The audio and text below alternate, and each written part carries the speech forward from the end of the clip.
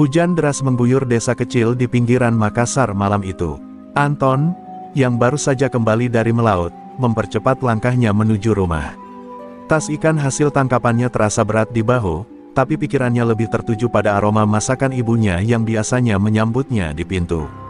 Ia merindukan tawarian adik-adiknya dan suara lembut ayahnya yang selalu menasihatinya sebelum tidur. Namun, ketika kakinya menyentuh pekarangan rumah, ia merasa ada yang salah. Tidak ada cahaya dari dalam rumah, dan udara malam terasa dingin menusuk, seakan mengirimkan peringatan yang tak terucap. Anton mendorong pintu rumah yang sedikit terbuka. Aroma anyir darah langsung menyeruak, membuat dadanya sesak. Jantungnya berdegup kencang ketika matanya menangkap pemandangan mengerikan di ruang tengah. Ibunya terbaring di lantai, dengan mata kosong menatap langit-langit, sementara tubuhnya berlumuran darah. Di sebelahnya, ayahnya tergolek tak berdaya, dengan luka sayatan besar di dadanya. Di sudut ruangan, kedua adiknya, yang baru berusia 10 dan 8 tahun, tergeletak dalam posisi saling berpelukan, seolah mencoba melindungi satu sama lain dari kekejaman dunia. Anton terhuyung ke belakang, lututnya melemas. Tidak mungkin, suaranya bergetar, hampir tidak terdengar. Air matanya mengalir deras, bercampur dengan hujan yang membasahi wajahnya. Ia merangkak mendekati tubuh ibunya, menggenggam tangan dinginnya yang tak lagi merespons. "Siapa yang melakukan ini?" Teriakannya memecah keheningan malam, namun hanya suara petir yang menjawab. Tetangga-tetangga mulai berdatangan, terbangun oleh suara Anton yang penuh duka. Mereka hanya berdiri di luar, tidak berani masuk. Seorang wanita tua, tetangga dekat keluarga Anton, melangkah mendekat dengan ragu. "Nak Anton, saya lihat tadi ada orang-orang dari terminal daya datang. Mereka bertanya tentang tanah keluarga kalian. Saya tidak tahu apa yang terjadi, tapi mereka terlihat seperti orang-orang Jaka." Nama itu langsung membakar dada Anton. Jaka, pemimpin kelompok preman terminal daya, dikenal sebagai penguasa bayangan di daerah itu. Terminal itu bukan hanya tempat bus datang dan pergi, tapi juga pusat perdagangan gelap dan kejahatan. Anton tahu keluarganya memiliki tanah di dekat terminal yang sering ditawar oleh orang tak dikenal. Tapi ia tak pernah menyangka bahwa penolakan ayahnya untuk menjual tanah itu bisa berakhir dengan tragedi sekeji ini. Dengan tubuh bergetar, Anton berdiri. Ia menatap tubuh keluarganya untuk terakhir kali sebelum menutup mata mereka dengan kain seadanya. "Kalian tidak akan mati sia-sia," gumamnya dengan suara yang hampir tak terdengar. Amarah perlahan menggantikan kesedihannya. Ada sesuatu yang retak dalam dirinya malam itu, sesuatu yang tidak akan pernah bisa kembali seperti semula. Di bawah hujan yang tak kunjung reda, Anton menggali kubur untuk keluarganya di pekarangan belakang. Tangan dan bajunya penuh lumpur, tapi ia tidak peduli. Setiap sekop tanah yang ia angkat seolah menyalakan api dendam di hatinya.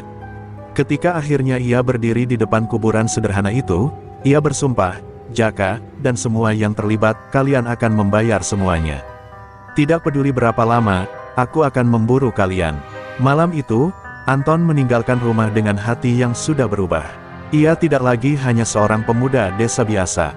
Ia adalah seseorang yang telah kehilangan segalanya, dan kini hanya hidup untuk satu tujuan, membalas dendam. Anton berjalan tanpa arah di tengah hujan malam itu, langkah kakinya menggema di jalan berlumpur.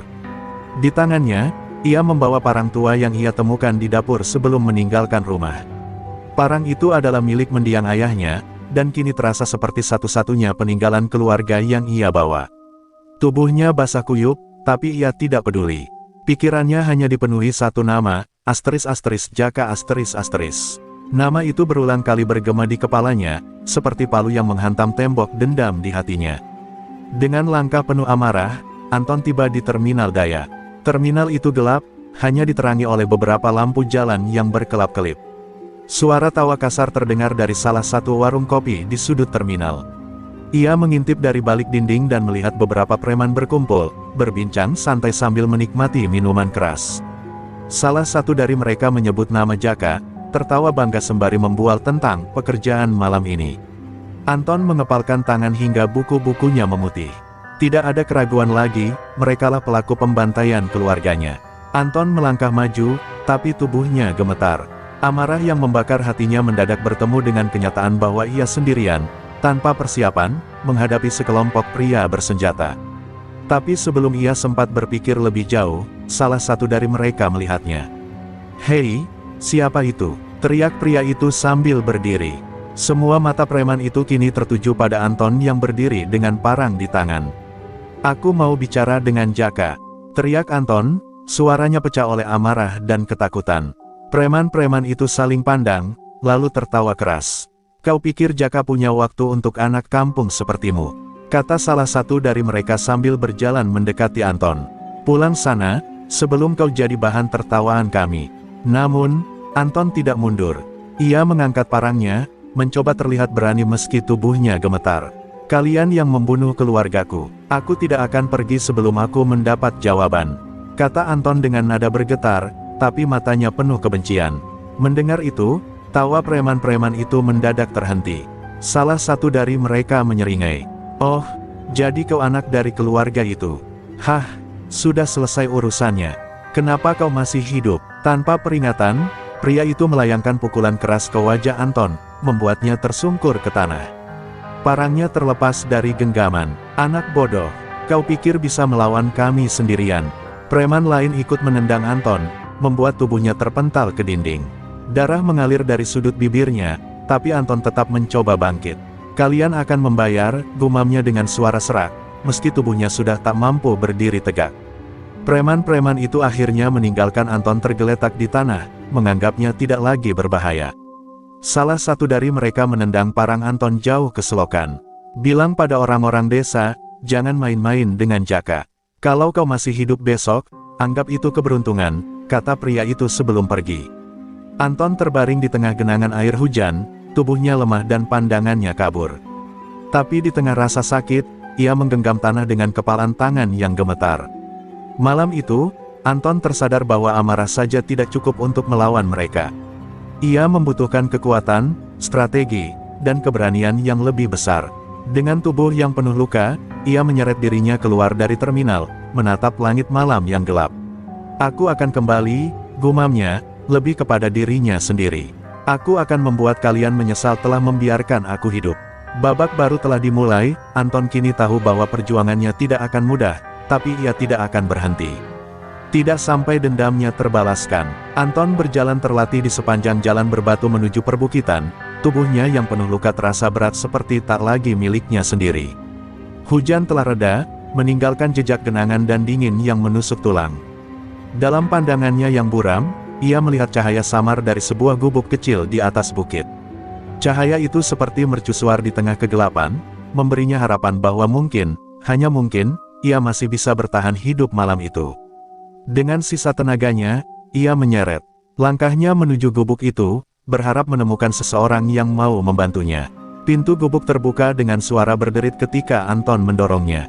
Seorang pria tua berusia sekitar 60-an muncul dari dalam, mengenakan kain sarung lusuh dan memegang lampu minyak.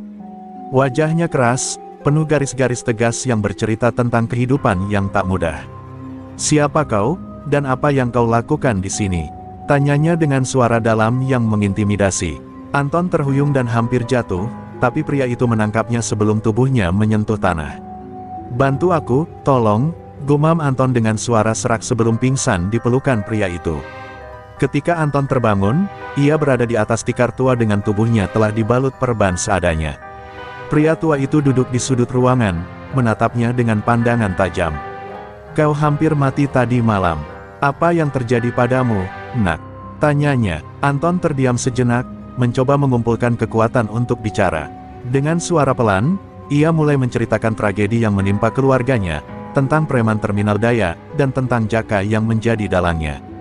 Setiap kata yang ia ucapkan mengingatkan kembali pada luka hatinya, tapi ia terus bicara hingga semuanya tumpah. Pria tua itu, yang memperkenalkan dirinya sebagai Asteris Daeng Rauf Asteris, mendengarkan dengan saksama tanpa menyela. Setelah Anton selesai bercerita, Daeng Rauf menghela napas panjang. "Kau bodoh karena mencoba melawan mereka sendirian," katanya tanpa basa-basi. "Tapi aku menghargai tekadmu. Aku mengenal Jaka, dan aku tahu betapa kejamnya dia. Kalau kau benar-benar ingin membalas dendam, kau membutuhkan lebih dari sekadar keberanian. Kau butuh pengetahuan, keterampilan, dan kekuatan yang tidak kau miliki saat ini." Anton menatap Daeng Rauf dengan mata penuh harap. "Ajari aku, Daeng. Aku akan melakukan apa saja. Aku hanya ingin mereka membayar atas apa yang mereka lakukan pada keluargaku. Ada keheningan panjang di antara mereka, hanya suara angin malam yang terdengar dari luar. Akhirnya, Daeng Rauf berdiri dan menatap keluar jendela. Aku pernah melawan musuh yang lebih besar dari mereka dalam hidupku. Tapi setiap perang punya harga, nak. Pertanyaannya adalah, apakah kau siap membayarnya? Tanpa ragu, Anton menjawab, aku tidak punya apa-apa lagi untuk hilang. Kalau harga itu adalah hidupku, aku siap membayarnya. Jawaban itu membuat Daeng Rauf tersenyum tipis, bukan karena senang, tapi karena ia melihat pantulan dirinya yang muda dalam diri Anton, seseorang yang terbakar oleh dendam. Baiklah, kalau begitu aku akan mengajarimu. Tapi ingat, dendam adalah pedang bermata dua. Jika kau tidak hati-hati, ia akan menghancurkanmu sebelum kau menghancurkan musuhmu. Sejak hari itu, kehidupan Anton berubah. Daeng Rauf mulai melatihnya setiap pagi sebelum fajar, dari teknik dasar bertahan hidup hingga seni bela diri tangan kosong dan penggunaan senjata. Pelatihan itu keras, bahkan hampir tidak manusiawi. Anton sering jatuh dan terluka, tapi ia selalu bangkit. Dalam waktu singkat, tubuhnya yang dulu lemah mulai terbentuk, dan pikirannya yang dulu dipenuhi amarah mulai dilatih untuk fokus. Daeng Rauf tidak hanya melatih fisiknya, tetapi juga mentalnya, mengajarinya bahwa perang tidak hanya dimenangkan dengan kekuatan, tetapi juga dengan kecerdasan. Malam-malam setelah pelatihan, Anton sering duduk di depan gubuk, menatap bintang-bintang di langit. Di dalam hatinya, ia menyimpan rasa rindu pada keluarganya yang telah tiada.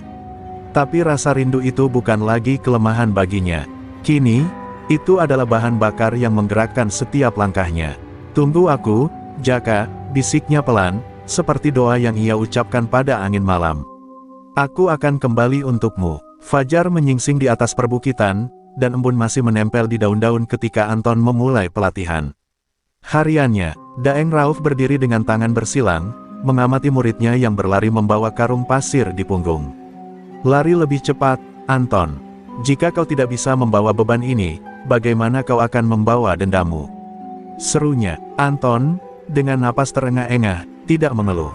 Kakinya terasa seperti akan patah, tapi ia terus berlari, melewati jalur curam di sekitar bukit. Ia tahu, tidak ada tempat untuk kelemahan jika ia ingin menantang Jaka dan preman-premannya. Pelatihan Daeng Rauf bukan hanya soal kekuatan fisik. Setiap gerakan yang diajarkan adalah seni bertahan hidup, setiap pukulan adalah pelajaran tentang memanfaatkan kelemahan lawan. Daeng Rauf memanfaatkan semua yang ada di alam, ranting kayu untuk melatih keseimbangan, batu besar untuk membangun kekuatan, dan sungai kecil untuk menguji daya tahan tubuh di air dingin. Anton sering jatuh, terkapar, dan bahkan muntah karena kelelahan. Tapi setiap kali itu terjadi, Daeng Rauf hanya berdiri di atasnya dengan ekspresi keras. Bangkit, Anton, musuhmu tidak akan memberimu waktu untuk menyerah. Selain fisik, Daeng Rauf juga melatih pikiran Anton. Di malam hari, mereka duduk di bawah sinar lampu minyak, membahas strategi dan membaca buku-buku tua tentang seni perang.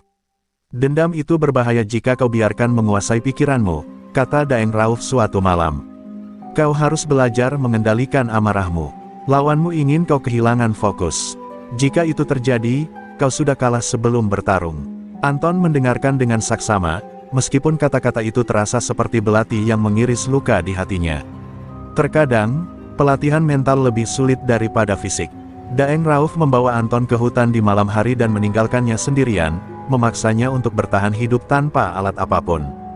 Ketakutan adalah musuh terbesarmu, katanya. Kau harus mengatasinya, atau kau akan menjadi mangsa bagi siapapun. Malam-malam itu penuh dengan bayangan gelap dan suara aneh dari hutan, tapi Anton belajar untuk menenangkan pikirannya. Ia belajar bahwa musuh di dalam dirinya sendiri, rasa takut dan keraguan, adalah yang harus ia kalahkan terlebih dahulu. Pada minggu ketiga, Daeng Rauf memberikan Anton ujian berat. Ia menggantung karung pasir di pohon tinggi dan meminta Anton menjatuhkannya hanya dengan tangan kosong. Pukul titik lemahnya, kata Daeng Rauf, menunjuk simpul yang mengikat karung itu. Butuh 2 hari penuh sebelum Anton akhirnya berhasil. Tangannya penuh luka dan memar, tapi ketika simpul itu terlepas dan karung jatuh ke tanah, ia merasakan kepuasan yang belum pernah ia rasakan sebelumnya. Namun, pelatihan ini tidak hanya menguatkan Anton. Ia juga mulai mengenal sisi lain dari mentornya. Suatu malam, setelah sesi latihan berat, Anton melihat Daeng Rauf menatap foto tua seorang wanita dan seorang anak kecil. "Siapa mereka, Daeng?" tanyanya dengan hati-hati. Daeng Rauf terdiam cukup lama sebelum akhirnya berkata, "Mereka keluargaku. Aku kehilangan mereka karena orang-orang seperti Jaka, bertahun-tahun yang lalu." Anton terkejut mendengar itu, dan untuk pertama kalinya, ia melihat sisi manusiawi dari pria yang selama ini ia anggap tak terkalahkan. Malam itu, Anton merasa ikatan yang lebih dalam dengan mentornya. Ia menyadari bahwa dendam yang mereka bawa adalah beban yang sama, meski dengan cerita yang berbeda. "Aku tidak akan gagal, Daeng," kata Anton dengan suara penuh tekad. "Aku akan memastikan Jaka membayar semuanya, untuk keluargaku dan juga untuk mereka yang pernah kau kehilangan." Daeng Rauf hanya mengangguk pelan, tapi di balik wajah kerasnya, ada secercah harapan yang selama ini telah ia kubur dalam-dalam. Pelatihan terus berlanjut selama berbulan-bulan, dan Anton semakin berubah. Tubuhnya kini penuh otot, gerakannya lebih cepat dan presisi.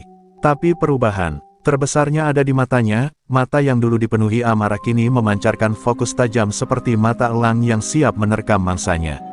Di akhir pelatihan, Daeng Rauf berkata dengan nada tegas, "Kau siap, Anton.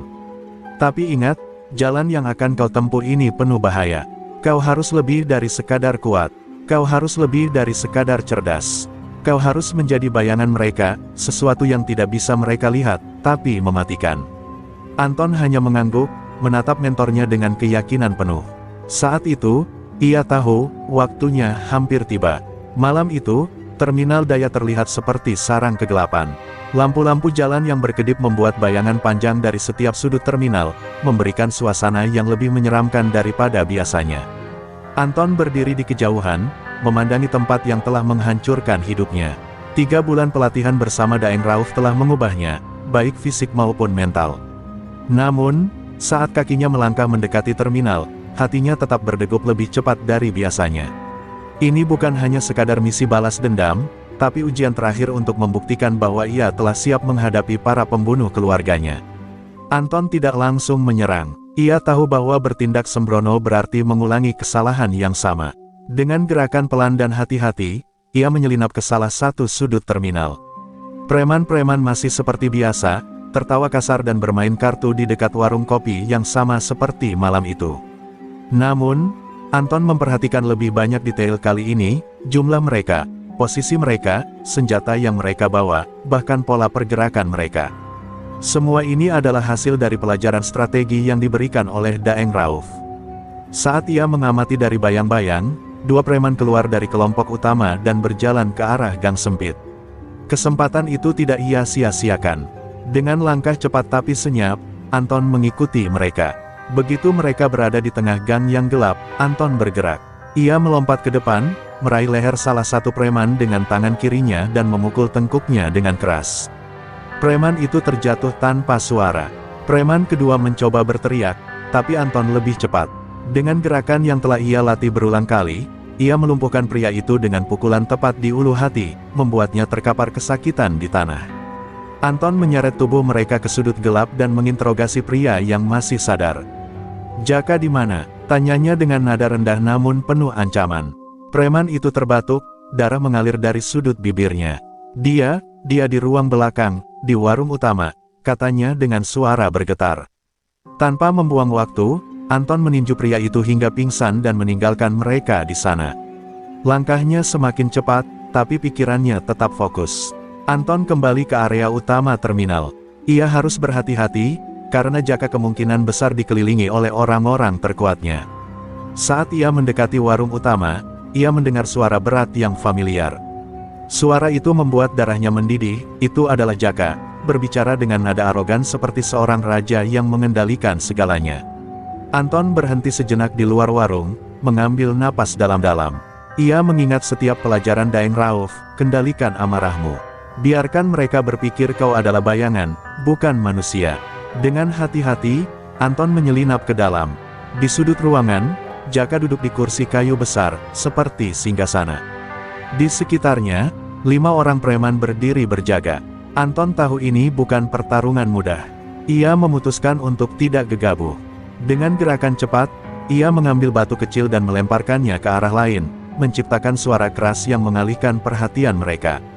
Ketika dua dari mereka bergerak untuk memeriksa, Anton menyerang yang tersisa.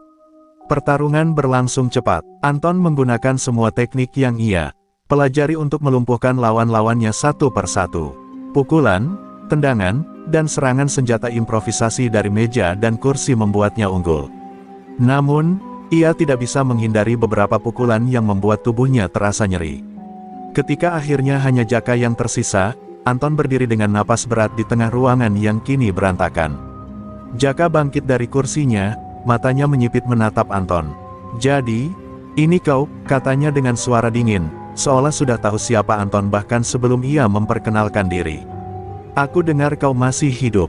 Seharusnya aku memastikan kau mati bersama keluargamu." Anton mengepalkan tangan, menahan amarah yang mendidih. "Dan sekarang aku di sini untuk memastikan kau membayar semuanya," jawab Anton dengan nada rendah tapi penuh ancaman. Kedua pria itu kini saling berhadapan, siap untuk pertarungan yang akan menentukan segalanya.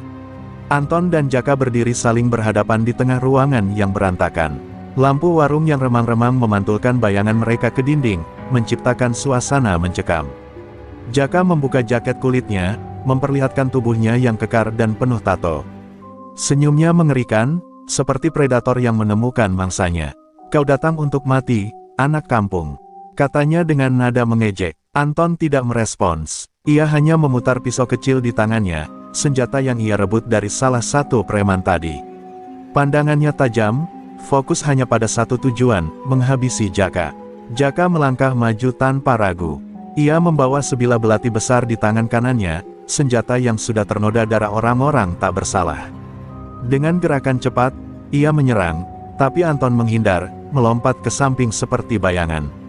Serangan pertama itu hanya untuk mencoba, dan Jaka tersenyum puas. "Kau cepat, tapi cepat saja tidak cukup," katanya sambil kembali melangkah maju. Kali ini, serangannya lebih agresif, mengayunkan belatinya dengan kekuatan penuh. Anton menghindar lagi, tapi kali ini tidak sempurna. Ujung belati itu menggores lengan kirinya, menciptakan luka yang mulai mengalirkan darah. Rasa perih itu seperti lonceng yang membangunkannya dari ketegangan. Anton mundur beberapa langkah, mengatur napas. Ia ingat nasihat Daeng Rauf, "Ketika kau terluka, gunakan rasa sakit itu untuk tetap fokus. Itu adalah pengingat bahwa kau masih hidup." Dengan cepat, Anton menggenggam luka itu untuk menahan pendarahan, sementara matanya terus mengunci gerakan Jaka. Jaka tertawa keras, mengira dirinya sudah unggul. "Kau tidak berbeda dari ayahmu, hanya tahu bagaimana menderita," ejeknya. Kata-kata itu menghantam hati Anton seperti pukulan keras.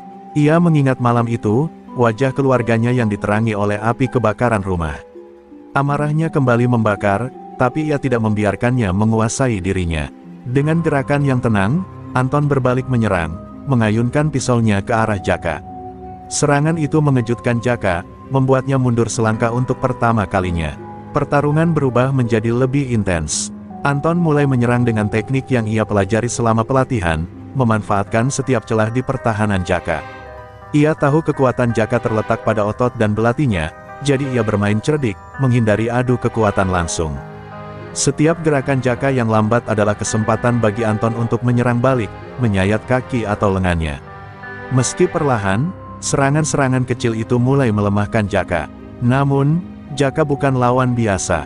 Dengan teriakan penuh amarah, ia meluncurkan serangan mematikan yang hampir menebas leher Anton. Beruntung, Anton berhasil menghindar tepat waktu, meskipun itu membuatnya kehilangan keseimbangan. Jaka memanfaatkan momen itu, menjatuhkan Anton ke tanah dan menempatkan belatinya di lehernya. "Kau terlalu lemah untuk melawan aku, anak kecil," teriak Jaka, menekan belatinya hingga membuat goresan tipis di kulit Anton. Anton menatap mata Jaka dengan kebencian yang mendalam, tapi pikirannya tetap bekerja. Ia melihat sebuah botol pecah di dekat tangannya. Dengan refleks yang cepat, ia meraih pecahan itu dan menusukkannya ke paha Jaka. Jaka berteriak kesakitan dan mundur, memberi Anton kesempatan untuk bangkit. Kini keduanya terluka dan kelelahan, tapi Anton tahu ia memiliki keuntungan, ketahanan mental yang telah ia bangun selama pelatihan bersama Daeng Rauf. Dengan sisa tenaga yang ia miliki, Anton melancarkan serangan terakhir. Ia menghindari ayunan belati Jaka, menyusup ke dalam jarak dekat, dan menusukkan pisaunya ke perut Jaka. Tubuh besar itu terhuyung, dan belatinya jatuh ke tanah. Anton menahan diri untuk tidak langsung menghabisinya. Ia berdiri di atas Jaka yang tersungkur, napasnya berat dan matanya penuh dendam. "Ini untuk keluargaku," katanya pelan namun penuh kebencian, sebelum ia menarik pisaunya keluar dan membiarkan tubuh Jaka roboh di lantai. Saat itu, Anton tidak merasakan kemenangan, hanya kehampaan yang dingin. Ia telah membalaskan dendamnya, tapi ia tahu ini belum berakhir. Terminal daya masih penuh dengan orang-orang seperti Jaka, dan ia berjanji pada dirinya sendiri bahwa ini hanya permulaan. Dengan langkah berat, ia meninggalkan warung, meninggalkan tubuh Jaka yang berlumuran darah, dan berjalan ke arah malam yang sunyi. Anton berjalan menjauh dari warung utama dengan tubuh penuh luka dan napas yang berat. Tangannya masih menggenggam pisau yang berlumuran darah Jaka. Hujan mulai turun perlahan, membasahi tanah terminal yang penuh sampah dan genangan. Tapi langkah Anton tidak berhenti. Di dalam hatinya, ada kehampaan yang sulit ia gambarkan. Ia telah menghabisi Jaka, orang yang paling bertanggung jawab atas kematian keluarganya, namun rasa puas itu tidak datang. Yang tersisa hanyalah beban yang lebih berat, kesadaran bahwa perang ini belum selesai. Dari kejauhan, Anton mendengar suara langkah kaki. Preman-preman lain di terminal mulai menyadari bahwa sesuatu telah terjadi. Teriakan terdengar, menyebut nama Jaka, menciptakan kekacauan di sekitar terminal. Anton segera menyelinap ke gang sempit, menyembunyikan dirinya di balik bayangan. Ia tahu, jika mereka menemukannya sekarang, dalam kondisi lemah seperti ini, ia tidak akan selamat. Namun, alih-alih merasa takut, ia justru merasakan dorongan untuk bertarung lebih jauh. Jaka hanyalah awal, Anton ingin menghancurkan seluruh sistem kejahatan yang menguasai terminal ini. Sembari bersembunyi, ingatannya melayang kembali ke pelajaran Daeng Rauf. Dendam yang sejati bukan sekadar menghancurkan musuhmu, tapi menghapus jejak kejahatannya. Kau tidak hanya harus melawan mereka, kau harus menghancurkan dunia yang mereka bangun, kata mentornya suatu malam. Kata-kata itu kini terngiang di kepala Anton. Ia menyadari, balas dendamnya belum selesai. Terminal daya bukan hanya milik Jaka, tapi juga milik para pengikutnya, orang-orang yang selama ini menindas dan membunuh tanpa belas kasih. Ketika malam semakin larut, Anton bergerak di antara bayang-bayang, mengamati markas-markas kecil yang menjadi sarang preman di terminal. Ia melihat wajah-wajah yang familiar, preman yang dulu menertawakan tangisan ibunya, yang memegangi ayahnya dengan kasar, yang membakar rumahnya tanpa rasa iba. Amarah kembali membara di dadanya, tapi ia menahannya. Ia tahu, kali ini, ia harus bermain cerdas. Bukan dengan kemarahan buta, tetapi dengan strategi yang telah ia pelajari. Anton memulai aksinya dengan diam-diam. Ia menyerang kelompok-kelompok kecil di sudut terminal, melumpuhkan mereka tanpa suara. Setiap langkahnya penuh perhitungan. Ia meninggalkan pesan di dinding dengan cat merah yang ia temukan di salah satu kios. Asteris, bayangan keadilan telah datang. Asteris, pesan itu membuat seluruh terminal gempar. Preman-preman mulai ketakutan, berpikir bahwa ada sesuatu yang lebih besar dari sekadar balas dendam pribadi. Anton ingin mereka merasakan apa yang keluarganya rasakan malam itu, rasa takut yang melumpuhkan. Namun, serangan Anton tidak berjalan mulus. Salah satu kelompok preman berhasil menangkap pergerakannya. Dalam pertarungan sengit di sudut terminal, Anton terdesak oleh jumlah lawan yang lebih besar. Meski telah melatih dirinya, luka-lukanya membuatnya sulit bertahan. Tepat ketika ia hampir kalah, sebuah suara keras terdengar, "Cukup." Dari balik kegelapan, muncul Daeng Rauf, membawa tongkat kayu panjang.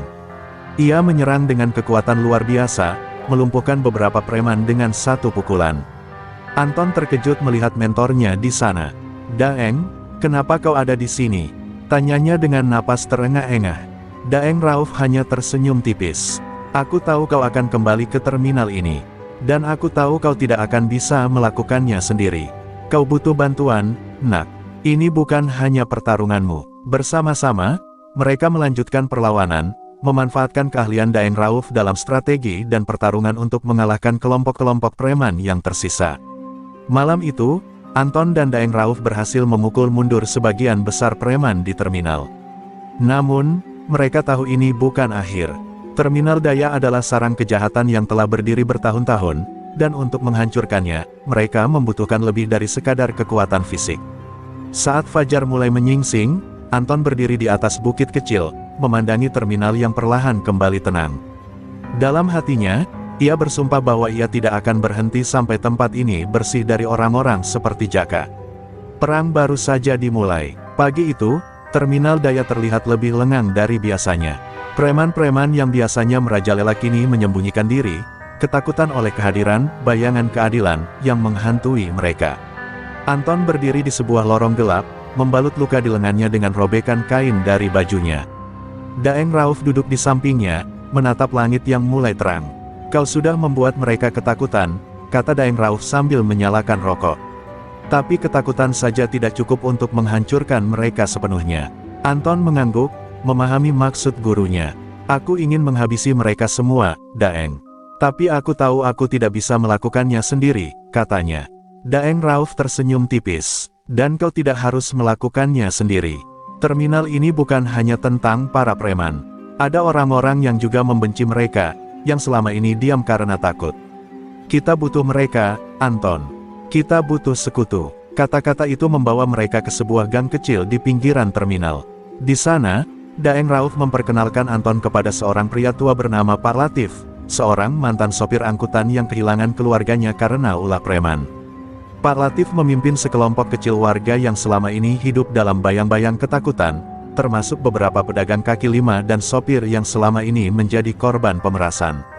"Kami sudah lama ingin melawan," kata Pak Latif dengan suara penuh tekad.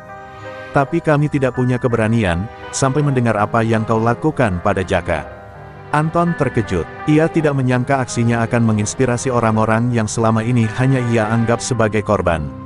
Mereka mulai berbicara tentang rencana besar, tentang bagaimana mereka bisa mengusir preman-preman dari terminal sepenuhnya.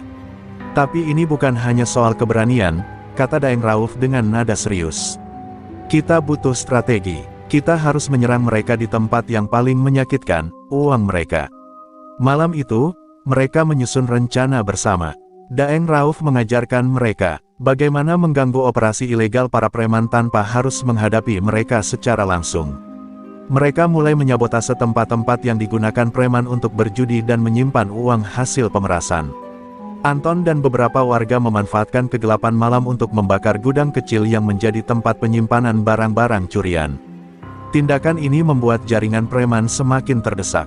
Namun, perlawanan ini tidak tanpa konsekuensi. Para preman mulai merespons dengan kekerasan. Salah satu sopir angkutan yang membantu Anton ditemukan terluka parah setelah diserang di malam hari. Kabar itu membuat semangat para warga goyah. "Kita tidak bisa melanjutkan ini," kata salah satu dari mereka. "Mereka terlalu kuat, kita hanya akan mati sia-sia." Anton berdiri di tengah kerumunan, mencoba menenangkan mereka. "Kita sudah terlalu lama hidup dalam ketakutan," katanya dengan suara penuh emosi. "Jika kita mundur sekarang, apa yang akan kita wariskan kepada anak-anak kita? Ketakutan ini, penindasan ini, tidak, aku lebih baik mati daripada menyerah. Dan aku tahu kalian juga merasa hal yang sama." Kata-kata itu menyulut kembali semangat mereka. Mereka tahu, meski risiko besar, ini adalah kesempatan mereka untuk melawan. Di malam yang sama, Anton dan Daeng Rauf menerima kabar bahwa seorang sosok baru telah mengambil alih kepemimpinan kelompok preman setelah kematian Jaka.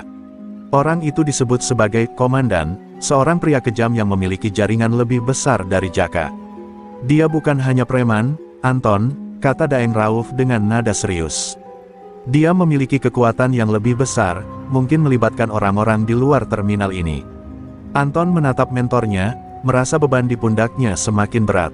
Tapi di dalam hatinya, tekadnya semakin kuat. Perang ini belum selesai, dan Anton tahu ia harus siap menghadapi apapun yang datang.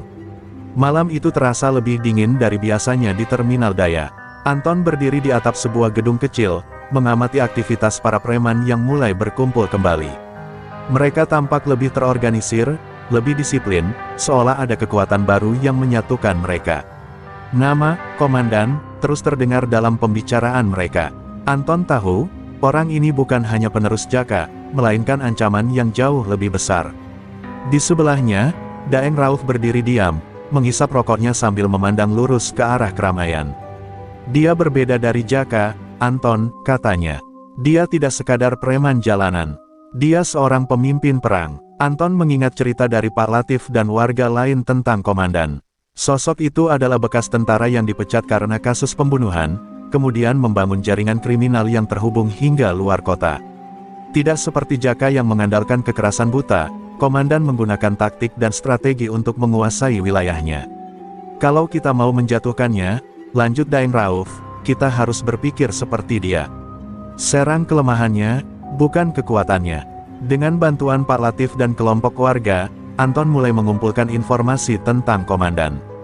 Mereka mengetahui bahwa komandan mengendalikan terminal tidak hanya melalui preman-premannya, tetapi juga melalui pejabat lokal yang korup dan aparat keamanan yang ia suap. Ini membuat perlawanan menjadi lebih rumit. Dia tidak hanya melawan kita, kata Anton. Dia punya seluruh sistem di belakangnya. Daeng Rauf menepuk bahu Anton. Itulah sebabnya kau tidak boleh menyerah. Sistem ini yang harus kita hancurkan. Suatu malam, Anton memutuskan untuk menyusup ke markas utama komandan, sebuah gudang besar di pinggiran terminal. Dibantu oleh beberapa warga yang setia, ia merencanakan serangan diam-diam untuk mencuri dokumen penting. Dokumen itu, menurut informasi yang mereka peroleh, berisi daftar nama pejabat dan aparat yang bekerja sama dengan komandan. Dengan dokumen itu, mereka bisa mengguncang fondasi kekuatan komandan. Namun, misi ini penuh risiko. Jika kita gagal, kita semua akan menjadi buruan mereka, kata Daeng Rauf dengan serius. Saat malam tiba, Anton dan kelompok kecilnya bergerak. Dengan langkah senyap, mereka berhasil masuk ke dalam gudang melalui pintu belakang. Gudang itu penuh dengan barang-barang curian dan senjata ilegal. Mereka menemukan sebuah ruangan kecil yang terkunci, dan di sanalah dokumen itu disimpan. Anton menggunakan linggis untuk membuka pintu, namun suara keras itu membangunkan beberapa penjaga. Dalam hitungan detik, alarm berbunyi, dan mereka terjebak. Ambil dokumen itu dan pergi, teriak Daeng Rauf, menghalau para penjaga dengan tongkat kayunya. Anton bergegas mengambil dokumen tersebut dan menyelipkannya di balik jaketnya. Namun, sebelum mereka bisa kabur, suara langkah kaki berat terdengar dari arah pintu depan. Sosok besar muncul, mengenakan jaket kulit hitam dan membawa pistol di tangannya. Itu adalah komandan. Wajahnya dingin, tapi matanya penuh kebencian. Jadi, inilah si bayangan keadilan, katanya dengan nada mencemooh. Kau pikir bisa menghancurkan aku? Anton berdiri diam, memandang musuh barunya dengan penuh kewaspadaan. Komandan melangkah mendekat, sementara para penjaga mengelilingi mereka. Kau anak kecil yang tidak tahu tempatmu, lanjut komandan. Jaka hanya permainan kecil. Aku berbeda, aku tidak akan memberikanmu kesempatan kedua. Anton merasakan keringat dingin mengalir di punggungnya, tapi ia tidak menunjukkan rasa takut. Kau juga tidak akan punya kesempatan untuk lari, balas Anton, mencoba memancing komandan keluar dari zona nyamannya. Pertarungan sengit pun dimulai. Daeng Rauf melawan para penjaga, sementara Anton menghadapi komandan secara langsung. Komandan terbukti jauh lebih kuat dan terlatih daripada Jaka. Setiap pukulan dan tendangannya terasa seperti pukulan palu. Anton mencoba menggunakan kecepatan dan kelicikan untuk melawan, tapi komandan tidak mudah dikelabui. Saat komandan berhasil menjatuhkan Anton ke lantai, ia mengarahkan pistolnya ke kepala Anton. Ini akhirnya, katanya dengan senyum dingin. Namun, sebelum komandan sempat menarik pelatuk, suara tembakan lain menggema di udara. Komandan tersentak dan mundur, darah mengalir dari lengannya. Dari balik kegelapan, muncul Pak Latif dengan senapan tua di tangannya. Kau tidak akan menyentuh anak ini, teriaknya. Situasi berubah menjadi kacau, dan Anton memanfaatkan momen itu untuk menyerang balik. Dengan seluruh kekuatannya, ia menyerang komandan, menjatuhkan pistolnya dan membuatnya terhuyung. Ini belum berakhir, teriak komandan sebelum melarikan diri ke dalam kegelapan, meninggalkan Anton dan kelompoknya yang kelelahan tetapi masih berdiri tegak. Setelah pertemuan sengit dengan komandan, suasana di terminal daya semakin tegang. Meskipun berhasil lolos dari maut, Anton dan kelompoknya tahu bahwa pertempuran mereka baru saja dimulai. Komandan yang terluka pasti tidak akan tinggal diam, dan mereka harus segera bergerak sebelum kekuatan preman itu pulih. Anton berdiri di atas atap gedung, menatap terminal yang hening, seolah menanti badai yang akan datang. Di sampingnya, Pak Latif dan Daeng Rauf berdiri dengan wajah serius, mengamati setiap gerakan di sekitar mereka. Kita tidak bisa terus-menerus bersembunyi, kata Daeng Rauf dengan suara berat. Kita harus menghancurkan mereka dari dalam. Pak Latif mengangguk, menambahkan, Komandan punya banyak koneksi di luar terminal. Kita harus menyerangnya lebih keras, menghancurkan pondasi kekuasaannya, bukan hanya tubuhnya. Anton tahu bahwa untuk melawan seseorang seperti komandan, mereka membutuhkan lebih dari sekadar senjata dan keberanian. Mereka butuh informasi, sekutu, dan yang paling penting, waktu. Tanpa itu, segala usaha mereka akan sia-sia. Apa rencana kita, Daeng? Tanya Anton, suara penuh tekad. Dengan tenang, Daeng Rauf menjelaskan rencana yang sudah dipersiapkan. Mereka akan mengguncang kekuatan komandan dari sumber utama, bisnis ilegal yang dijalankan di bawah tanah, yang melibatkan banyak pejabat dan aparat. Kita harus menggoyahkan para pembisiknya, orang-orang yang selama ini memanjakan mereka. Begitu mereka kehilangan dukungan itu, kekuasaan komandan akan runtuh. Rencana itu berisiko besar, tetapi Anton tahu bahwa ini adalah satu-satunya cara untuk mengakhiri teror yang telah lama menghantui terminal ini. Malam itu, Anton dan Daeng Rauf memimpin serangan pertama. Mereka membakar sebuah gudang besar yang digunakan untuk distribusi barang-barang ilegal milik komandan. Gudang itu bukan hanya berisi barang curian, tetapi juga menjadi tempat transaksi kotor dengan pihak-pihak berkuasa. Api membumbung tinggi, menciptakan cahaya merah yang menerangi langit malam. Namun, yang lebih penting, serangan ini memberi pesan kuat, mereka tidak akan mundur. Namun, komandan tidak tinggal diam. Keesokan harinya, Anton dan kelompoknya dikejutkan oleh serangan balasan yang lebih brutal. Mereka menyasar tempat-tempat yang sebelumnya dianggap aman, rumah-rumah warga yang mendukung mereka, dan bahkan keluarga Pak Latif. Mereka tahu kita yang melakukannya, kata Pak Latif dengan suara serak setelah mendapat kabar tentang rumahnya yang dibakar. Anton merasakan amarah yang mendalam, tetapi ia tahu bahwa membalas dengan kebutaan hanya akan memperburuk keadaan. Kita harus lebih cerdas. Ini bukan hanya tentang membalas serangan mereka, kata Anton, memandang ke arah Daeng Rauf. Daeng Rauf menatap Anton dengan penuh pengertian. Ini bukan hanya pertempuran fisik, Anton. Ini adalah pertempuran untuk hati dan pikiran. Kita harus memutuskan dukungan mereka dari dalam, mempermalukan mereka di depan umum. Dengan bantuan Pak Latif, mereka mulai menyusun rencana yang lebih halus, memanipulasi informasi dan membocorkan bukti-bukti pengkhianatan para pejabat yang terlibat dengan komandan. Mereka akan mempermalukan komandan dan jaringannya melalui media dan publik. Serangan informasi itu mulai terlihat hasilnya. Seiring berjalannya waktu, beberapa pejabat yang sebelumnya mendukung komandan mulai menarik diri. Beberapa bahkan ditangkap atas tuduhan korupsi yang disebarkan oleh kelompok Anton. Masyarakat mulai membuka mata, dan ketakutan yang selama ini mencekam mereka mulai menghilang. Namun, komandan tetap menjadi ancaman yang tidak bisa dipandang sebelah mata. Ia mulai melakukan langkah-langkah drastis, termasuk membunuh orang-orang terdekat yang dianggapnya pengkhianat. Keadaan menjadi semakin genting. Anton merasa perang ini semakin mendekati titik krisis. Meskipun banyak dukungan yang datang, ia tidak bisa menahan rasa takut akan apa yang mungkin terjadi jika komandan berhasil membalikkan keadaan. Dalam momen keheningan, Anton berdiri di tepi terminal, merenung tentang apa yang telah ia korbankan. Keluarganya, sahabat-sahabatnya, dan segalanya yang telah terjadi. Namun, di balik rasa takut itu, ia tahu bahwa satu-satunya cara untuk mengakhiri penderitaan ini adalah dengan menghancurkan komandan sekali dan untuk selamanya. Terang di ujung terowongan mungkin masih jauh, tetapi Anton bertekad untuk mencapainya.